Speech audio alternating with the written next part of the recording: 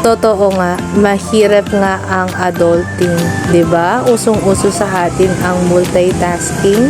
Alala ko bigla yung guard dito sa subdivision namin. Sabi niya, bakit hindi pa daw namin na ikakabit ang sticker sa aming sasakyan? Napaisip tuloy ako, oo nga no, pati doon wala pa rin kaming oras. Ay, hindi pala, baka sadyang makakalimutin talaga kami. Pero totoo nga no, ang hirap talaga ang adulting kasi multitasking talaga. Pero masaya.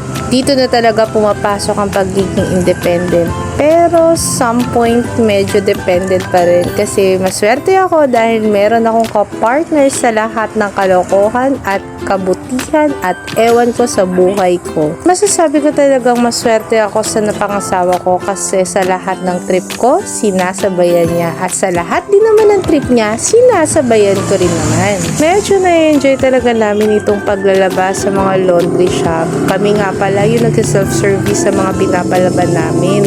Kasi habang naglalaba kami, nakakapagkwentuhan kami at simpleng date na rin ng pagkain-kain ng mga ganyan-ganyan. Kaya masaya.